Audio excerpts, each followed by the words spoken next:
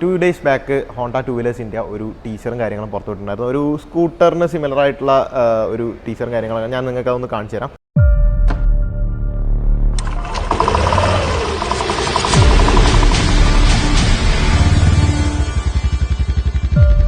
ഇത് കണ്ട സമയത്ത് നമുക്ക് മനസ്സിലാവുന്നത് എന്താണെന്ന് വെച്ചിട്ടുണ്ടെങ്കിൽ ഡീപ്പായിട്ട് നോക്കുന്ന സമയത്ത് ചെറിയൊരു മീറ്റർ കൺസോൾ, അതുപോലെ നമുക്ക് ഫുഡ് റെസ്റ്റ്, കുറച്ച് ബോഡി ഫെയറിങ്സ് കാര്യങ്ങളെല്ലാം കാണാൻ സാധിക്കുന്നുണ്ട്.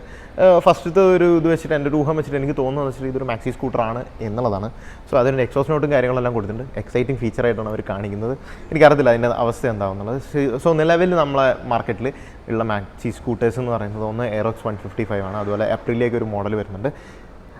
ഇതിനകത്ത് എയറോക്സ് 155 ഞാൻ കുറച്ച് ദിവസം വെച്ച് ഉപയോഗിച്ച് ശീലമുള്ളതാണ്. നല്ല സ്കൂട്ടറാണ്, അടിപൊളിയാണ്, നല്ല രസമാണ് ഓടിക്കാനും കാര്യങ്ങളൊക്കെ. പക്ഷേ അതിൻ്റെ പ്രൈസ് പോയിന്റ് എന്ന് പറയുന്നത് കുറച്ച് ഹയർ സൈഡിലാണ്. ഇപ്പോൾ ആളുകൾ സ്കൂട്ടറിലേക്ക് ഇൻവെസ്റ്റ് ചെയ്യുന്ന സമയത്ത് ഇലക്ട്രിക് എടുത്താലോ എന്നുകൂടി ആലോചിക്കുന്നുണ്ട്. സോ അതുകൊണ്ട് തന്നെ ഇപ്പോൾ സ്കൂട്ടേഴ്സിൻ്റെ കാര്യത്തിലേക്ക് ഒരുപാട് സ്പെൻഡ് ചെയ്യാൻ ആളുകൾ അത്ര റെഡിയില്ല.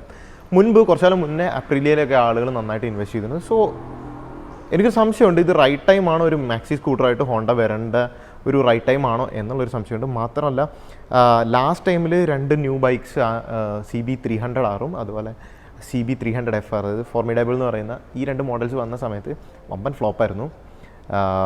സോ നമുക്ക് കാത്തിരുന്ന് കാണാം എന്തായിരിക്കും എന്നുള്ളത്. എന്തായാലും ഇതാണ് ടീച്ചർ. സോ നിങ്ങളുടെ അഭിപ്രായങ്ങളും പറയാം. Stay tune with me.